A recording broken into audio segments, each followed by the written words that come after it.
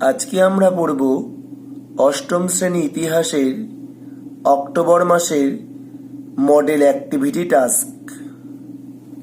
1 নম্বর প্রশ্ন, ক স্তম্ভের সাথে খ স্তম্ভ মেলাও। বাম দিকে আছে ক স্তম্ভ, ডান দিকে আছে খ স্তম্ভ। বাম দিকে 1.1 আত্মীয় সভা, 1.2 জাতীয় মেলা, 1.3 সত্যশোধক সমাজ, 1.4 আর্য সমাজ।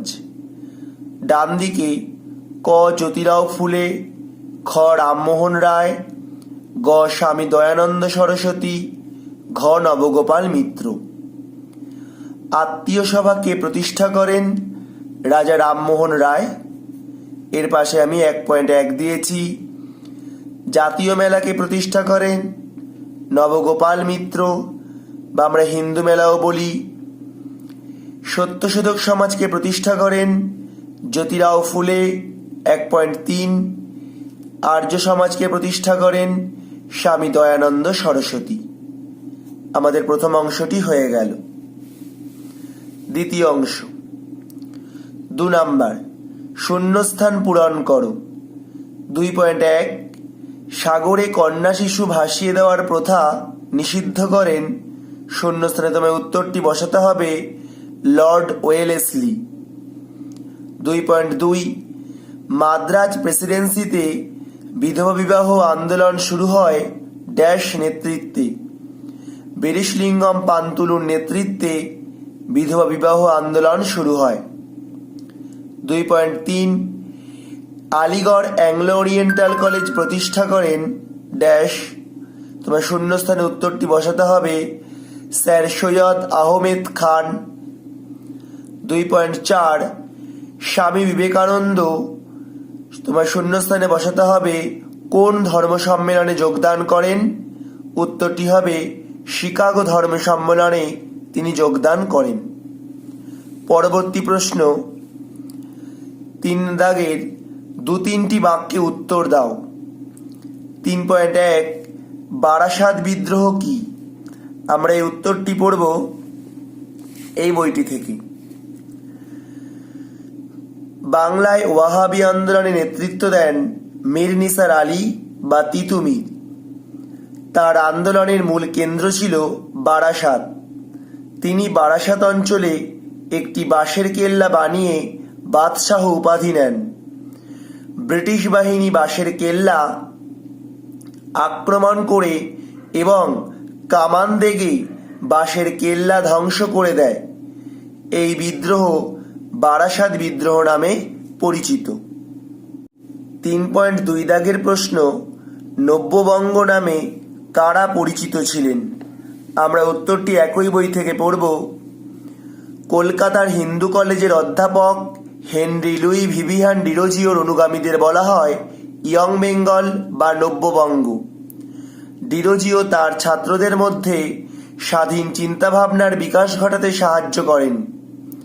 বিভিন্ন সামাজিক প্রথা ও রীতিনীতির বিরুদ্ধে নব্যবঙ্গ গোষ্ঠীর সদস্যরা তাদের মতামত প্রকাশ করেছিলেন। জাতপাত, বাল্যবিবাহ, বহুবিবাহ প্রভৃতি প্রথার বিরুদ্ধেও তারা সোচ্চার হয়েছিলেন। তবে এরা খুব বেশি ব্রিটিশ শাসন ও ইংরেজি শিক্ষার সমর্থক ছিলেন। পরবর্তী প্রশ্ন 3.3 দাগে মোপালা বিদ্রোহ কেন হয়েছিল? এটি আমরা পাঠ্য বইয়ের 85 নম্বর পৃষ্ঠায় পাব। মালাবারের মোপালা বিদ্রোহ। দক্ষিণ ভারতের মালাবার অঞ্চলে কৃষকেরা ঔপনিবেশিক প্রশাসনের বিরুদ্ধে আন্দোলন গড়ে তুলেছিলেন। সেগুলির মধ্যে অন্যতম মোপালা বিদ্রোহ। মোপালাদের অনেকেই ছিলেন কৃষি শ্রমিক, ছোট ব্যবসায়ী ও জেলে। ব্রিটিশরা মালাবার দখল করার পর সেখানের গরিব কৃষকদের ওপর রাজস্বের বোঝা ও বিভিন্ন বেআইনি কর চাপিয়ে দিয়েছিল। পাশাপাশি জমিতে কৃষকদের অধিকারও অস্বীকার করা হয়। এসবের ফলে মালাবার অঞ্চলে একের পর এক বিদ্রোহ হয়েছিল। বিদ্রোহগুলি দমন করার জন্য ঔপনিবেশিক প্রশাসন সশস্ত্র বাহিনী ব্যবহার করেছিল। 4 দাগের প্রশ্ন, 4-5টি বাক্যে উত্তর দাও। 4.1 সাঁওতাল বিদ্রোহের সমর্থনে হিন্দু প্যাট্রিয়ট কেমন ভূমিকা পালন করেছিল? এটি আমাদের উঁচু ক্লাসের বই থেকে লেখা হয়েছে। প্রশ্নটি আর রিপিটেশন করা হলো না। 1853 খ্রিস্টাব্দে হিন্দু প্যাট্রিয়ট পত্রিকা প্রকাশিত হয়েছিল। সমকালীন গণসংগ্রামের কাহিনীগুলি এই পত্রিকা প্রচার করত। এই পত্রিকা হিন্দু প্যাট্রিয়ট পত্রিকা। এই বিদ্রোহের খবর কলকাতায় পৌঁছানোর পরে শিক্ষিত হিন্দু বাঙালিদের অনেকেই বিদ্রোহের বিরোধিতা করলেও সাঁওতালদের বিরুদ্ধে ব্রিটিশ দমনপীড়নের বিরোধিতা তারা করেনি। ব্যতিক্রমী হিসেবে সম্পাদক হরিশচন্দ্র মুখোপাধ্যায় তার হিন্দু প্যাট্রিয়ট সংবাদপত্রে তার মনোভাব ফুটিয়ে তোলেন। 1 নম্বর পয়েন্ট দিয়ে লিখবে, 1855 খ্রিস্টাব্দে সংগঠিত সাঁওতাল বিদ্রোহে সাঁওতালদের দলবদ্ধ অভিযান, জমিদার ও মহাজনদের বিরুদ্ধে সংগ্রাম এবং আধুনিক অস্ত্রসজ্জায় সজ্জিত ব্রিটিশ বাহিনীর সঙ্গে তীরধনুক, বর্শা, কুঠার প্রভৃতি অস্ত্রসজ্জিত সাঁওতালদের অসম যুদ্ধকাহিনী লেখা হয়। 2 নম্বর পয়েন্ট, তিনি বলেন, শান্তিপ্রিয় সাঁওতালদের ওপর খাজনার অতিরিক্ত কর ও বেগার খাটিয়ে যারা তাদের বিদ্রোহ করতে বাধ্য করেছে তাদেরই শাস্তি হওয়া উচিত। পরাজিত সাঁওতালদের বিরুদ্ধে ইংরেজদের নৃশংস আচরণ সহানুভূতির সঙ্গে হিন্দু প্যাট্রিয়ট পত্রিকা প্রচার করেছিল। 4 দাগের পরবর্তী প্রশ্ন 4.2 1857 মহাবিদ্রোহের পর প্রশাসনিক ক্ষেত্রে 2টি উল্লেখযোগ্য পরিবর্তনের উল্লেখ করো। এখান থেকে লিখবে তোমরা উত্তরটি। দারুণ সাফল্যের ইঙ্গিত নিয়ে 1857 খ্রিস্টাব্দে সিপাহী বিদ্রোহ শুরু হলেও সরকারি দমননীতির কাছে বিদ্রোহীরা মাথা নত করে। ব্যর্থতা সত্ত্বেও ভারতের ইতিহাসে এই বিদ্রোহের গুরুত্ব কম নয়। 1 নম্বর পয়েন্ট দিয়ে লিখবে, মোগল ও কোম্পানি শাসনের অবসান।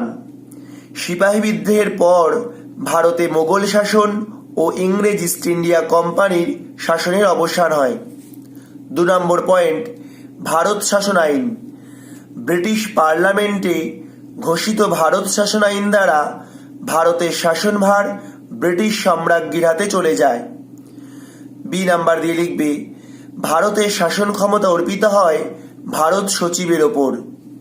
সি দিয়ে লিখবে, ব্রিটিশ সম্রাজ্ঞীর প্রতিনিধি হিসেবে ভারতের শাসনভার গ্রহণ করেন ভারতের প্রথম ভাইসরয় লর্ড ক্যানিং। 3 নম্বর পয়েন্ট, মহারানীর ঘোষণাপত্র। 1858 খ্রিস্টাব্দে ঘোষিত হয় মহারানী ভিক্টোরিয়ার ঘোষণাপত্র। এতে বলা হয়, ভারতীয়দের সামাজিক ও ধর্মীয় ক্ষেত্রে সরকারের পক্ষ থেকে কোনরূপ হস্তক্ষেপ করা হবে না। জাতি, ধর্ম, বর্ণ নির্বিশেষে সকলেই চাকুরির সুযোগ পাবে। সি দিয়ে, সত্যবিলোপ নীতি রদ হবে। ডি দিয়ে, ব্রিটিশরা আর ভারতে সাম্রাজ্য বিস্তার করবে না। 4 নম্বর পয়েন্ট, কাউন্সিল অ্যাক্ট। 1861 খ্রিস্টাব্দে সরকার ব্রিটিশ ভারতে কাউন্সিল অ্যাক্ট ঘোষণা করে। এই আইন দ্বারা এ দিয়ে লিখবে, কেন্দ্রীয় আইনসভায় ভারতীয় প্রতিনিধি নেওয়ার কথা বলা হয়।